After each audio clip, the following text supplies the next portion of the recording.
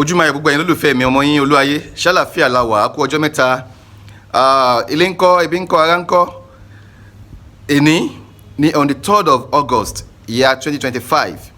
èní on the 3rd of August year 2025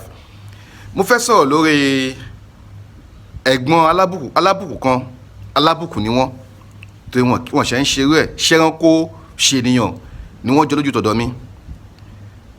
màá máa fi àwọn screenshot kọ̀ọ̀kan màá máa fi hàn yín mo ṣe ń sọ̀rọ̀ lọ yìí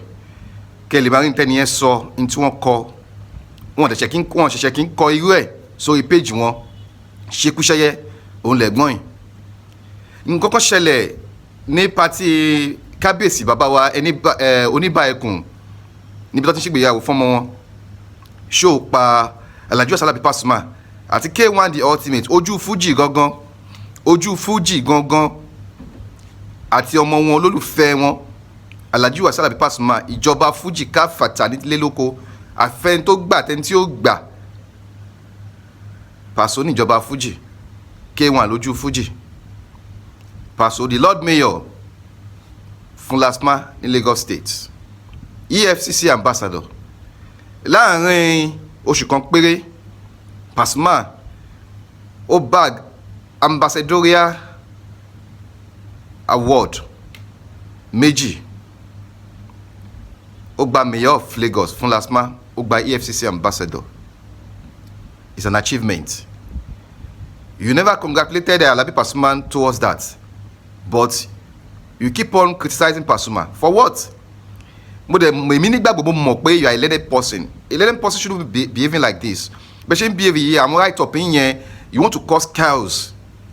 between these Fuji musicians. Where exactly do you belong? Ibole belongs to Ṣekúṣẹyẹ nìyí, ṣẹ́ránkó ṣènìyàn. Irú wa wo ló ń gbénu yín gan tẹ́ fẹ́ gbàgbólé Fuji jẹ́. Mo ti wá sórí comment section yín. Mo ti call attention yín several times before coming out for you today. Ètè wá ṣe lánàá ìlú wa burú jù jáì. Paso àti K1 pàdé papọ̀.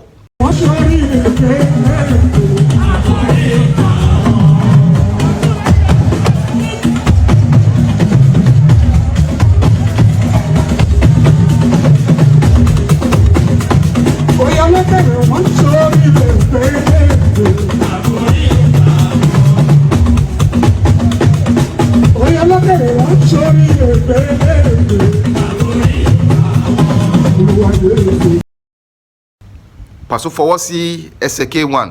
ó fi kan orí ẹ̀ Paso tọrọ àlùbáríkà fún ẹlẹ́dàá wọn bó ṣe ń ṣe fún Wasiu láti ilẹ̀ nìyẹn bí ẹ̀yin ṣe ń rí ni wọn ṣe ń ṣe bẹ́ẹ̀ fún Wasiu Ayinde náà wá mórí tiwọn á fi gbá orí Paso á fi kan orí ara wọn àlùbáríkà àwọn méjèèjì láti gbà yẹn náà kò ti torí ẹ̀ lọ ikọ́ ò lọlẹ̀ fún kan àlùbáríkà Paso ò lọlẹ̀ fún Wasiu Ayinde àlùbáríkà Wasiu Ayinde ò lọlẹ̀ fún Pasuma eléré tó bá lè máàcì Pasuma àti Wasiu Ayinde lágbolé Fuji ẹ mú jáde fún mi kí n mọ̀ pé eléré yẹn lẹ tò sẹ́yìn yẹn mo lè fi wá wẹ́n tó fẹ́ wá jáde fún mi lórí ọ̀rọ̀ yín torí tẹ bá tún ṣe nǹkan tó bá tún jọmọ́ nǹkan tẹ ṣe yìí tẹ tún kọrú ẹ̀ àbí tẹ tún post ẹ̀ máa drag yín gan o èmi ò ní gbà o ọ̀rọ̀ tó bá ti ta bá Wasiu Ayinde tó ta bá Pasuma èmi ò ní gbà máa dúró tán mi ò ní gbà kẹ bá gbolé Fuji jẹ́ mi ò ní gbà èwo ni ti yín náà àwọn people in show love síra wọn wọ́n fi hàn àgbáyé bó ṣe nífẹ̀ẹ́ ara wọn tó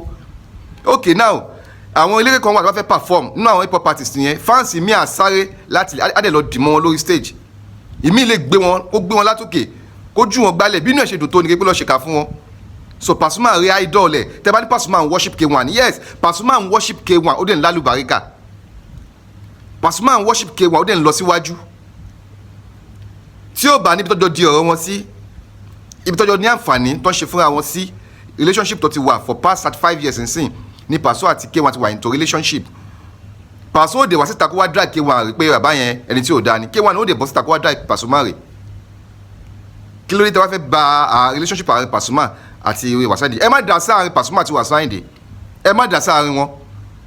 ìwà ọ̀dàlẹ̀ lẹ́ ń wù yẹn ìwà ṣekúṣẹyẹ ìwà ṣẹ́ránkó ṣènìyàn ẹ lọ stop ẹ lọ stop ẹ náà kí ni ti yín pẹ̀lú yẹn ẹ jẹ́ kó rò tó bá pé nǹkan tó ń nínú Pasuma dùn ló ń ṣe fún Wasiu Ayinde yẹn kí Pasuma ṣe lọ́nà tó bá pé nǹkan tó ń mú inú Wasiu Ayinde dùn ló ń ṣe fún Pasuma yẹn kí Wasiu Ayinde máa ṣe lọ ó ṣe wá ń ká ilá má jẹ́ kí n tàn yín o kókó rẹ̀ mi gangan rèé láìpẹ́ láì jìnà kọ́ ló ń jẹ́ kí pé wọn àtúbọ̀ dàgbà kó túbọ̀ dògbò Barrister wọ́n ṣí adé orí tiwọn wọ́n ṣí fìlà orí wọn wọ́n gbélé Wasiu Ayinde lọ́wọ́ wọ́n gbélé lórí either you want it or not Wasiu Ayinde mọ̀ pé nǹkan tẹ̀ torí ẹ̀ ń já nìyẹn Wasiu Ayinde ó máa crown Pasuma Wasiu Ayinde ó máa crown Pasuma tẹ bá dẹ̀ wọ́ọ̀ṣẹ̀ mọ́ pé Wasiu Ayinde ó máa ń jà ju èmi lọ́ba fújì mọ́ Wasiu Ayinde sọ̀rọ̀ ọba fújì mọ́ èmi lọ́ba fújì ọba kìíní kan ó ní fújì mi lálàyé ń lò ń sìn fújì mi craft tọ̀dọ̀ ẹ̀ fújì mi so fújì mi tó wà lọ́wọ́ Wasiu Ayinde yẹn ló ń bí yín inú fújì tó wà lọ́wọ́ Wasiu Ayinde yẹn Wasiu ó gbélé Pasuma lọ́wọ́ Wasiu ó máa gbélé Pasuma lọ́wọ́ mi ò sọ rádé o ẹ lè máa gbàdáde fújì yín ṣùgbọ́n fújì ọwọ́ pọ̀ Wasiu Ayinde yẹn o tó ń pè ní tiẹ̀ yẹn ó tún lóun ó gbélé yẹn kan lọ́wọ́ yóò sì gbélé Pasuma lọ́wọ́ tẹ bá kọ̀ǹtì pẹ̀lú rọ́bìṣì tẹ̀ ń ṣe yìí tó mi ò pé lérè kankan rán yín iṣẹ́ kò sí lérè tó rán yín iṣẹ́ tẹ̀ ń jẹ́ yìí kí ló dé mo báwọn tó bá wà ní tó bá ń lo òyìnbó yẹn wọ́n máa ń busy gan ẹ̀yin less busy gan o ẹ̀ less busy láti máa kọ rọ́bìṣì bẹ́ẹ̀ ṣe ń kọ bẹ́ẹ̀ tẹ̀ ń fi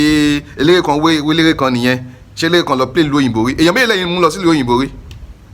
èèyàn mélòó ló ti tara yín dìde ṣáà 5,000 10,000 tẹ́ ń fún yàn lórí tẹ́ máa fún àwọn èèyàn lẹ́ẹ̀kan ní oṣù mẹ́ta lórí péjì yẹn ìyẹn lè gbẹ́ ń ṣe nǹkan ẹ mọ nǹkan tẹ́ ń ṣe àlàyé ẹ lọ stop ilé wọ́n ní lásán lélẹ́yìí o wọ́n ní tẹ́ bá padà jáde àpẹẹpẹyìn fún yín lẹ jáde fún mi lẹ kọ rubbish màá kọ rubbish fún yín kó jẹ́ pé yín ló jáde fún yín tó wá sọ̀rọ̀ against mi màá jáde fún yín màá jáde fún tọ̀hún mi ti wá ní jáde fún tọ̀hún yín ni màá drag tẹ́ bá ti jáwọ́ lọ́wọ́ Wasiu Ayinde àti Pasuma ẹ má sọ̀rọ̀ lórí Wasiu Ayinde àti Pasuma ẹ má sọ̀rọ̀ lórí wọn mọ́ tẹ́ bá ti lè pọ́n wọlé ẹ má kọ̀ kankan right up kankan tó máa fa controversy láàrin àwọn méjèèjì ẹ má kọ́ mọ́ àfẹ́ mi ìfẹ́ sọ̀rọ̀ sí yín bọ̀ ẹ lọ jáwọ́ ní gbogbo rubbish yẹn ẹ sọ̀kò tó darí nípa Wasiu Ayinde you always antagonize Wasiu Ayinde from day one nítorí mi ti mọ̀ yín o Wasiu Ayinde bẹ́ẹ̀ máa mú Wasiu Ayinde wálẹ̀ lè máa ń wá kí ló dé mo dẹ̀ máa wọ́n mọ̀ Ìbàdàn tó ń ṣe dáadáa ọmọ Ìbàdàn tó ń ṣe dáadáa nú ayé tí wà wọ́n dáa mo mọ̀ wọ́n ìfẹ́ sọ̀rọ̀ jù bẹ́ẹ̀ lọ ẹ fuck off jọ.